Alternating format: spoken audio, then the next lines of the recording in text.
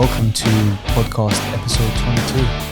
It's been that long, I think. It's been almost 4 months since I've shared my last episode. The hiatus was a little longer than I anticipated, and that was in due part to the fact that I was uploading a lot of trading footage for my Day in the Life series, which it seems like a lot of you enjoyed. But I will be returning to uploading podcasts regularly again, and I'll definitely be getting some guests on the show later this year, hopefully. We'll see. Now, I've been getting hammered in my email by these SEO people who've been sending me critiques on my content and how I can upgrade and optimize my engagement.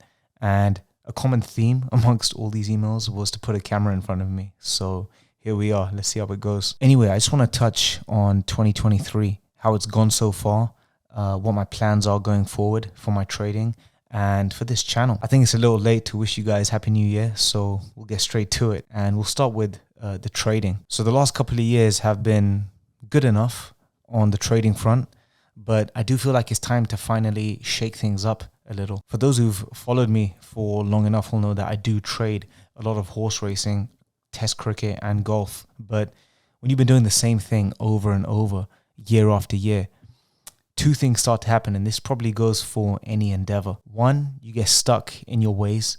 When you start out, your mind is open. You're always experimenting with different strategies and different markets and so on.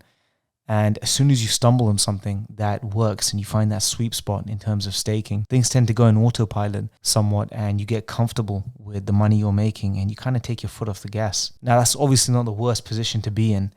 In fact, those are problems that most people wish they had. But what tends to happen when you do the same thing over and over again for a sustained period of time is that a little bit of arrogance and laziness start to creep in. You start to feel like you don't need to put in any more effort. The only problem is the market's always changing. Nothing ever stays the same. Edges run out as more competitors enter the market. So I used to cream it off pre-race trading a few years ago, especially when it came to scalping around the resistance points at 4-1 or 10-1. It was literally a license to print money.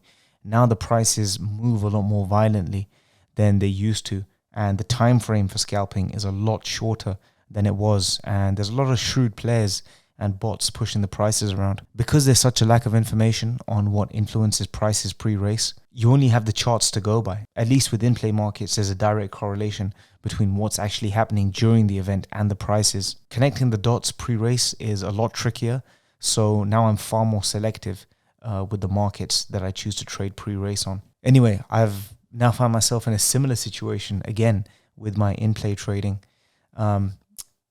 I've always maintained that studying form isn't necessary to make money off racing pre-race or even in play.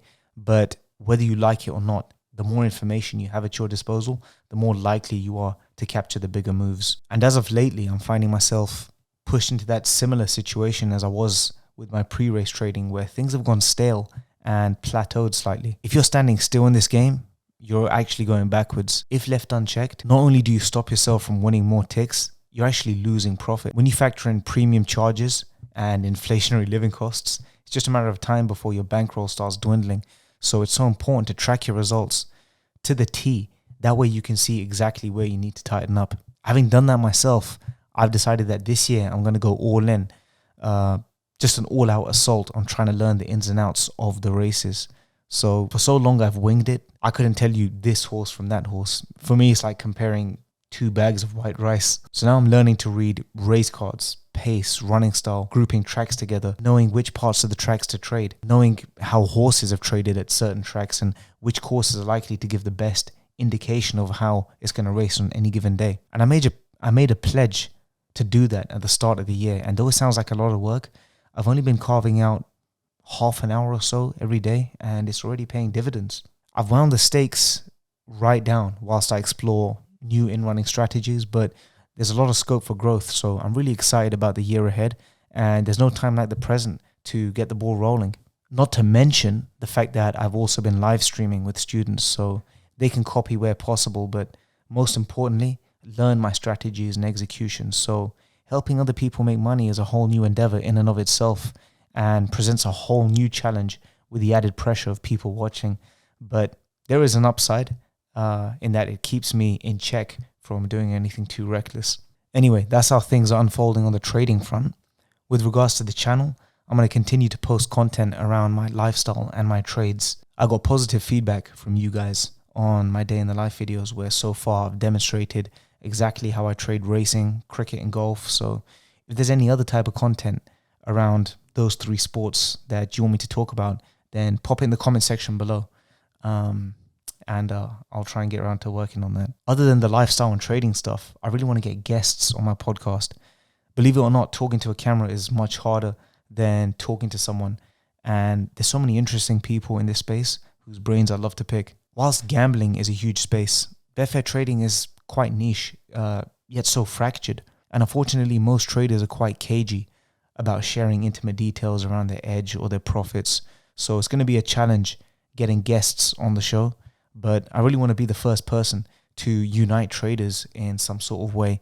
And I think there's a huge upside to doing so. And ultimately, you guys get to benefit from the content. So whoever you want to see me interview, hammer in the comments on their pages, Instagram, Twitter, YouTube, or whatever.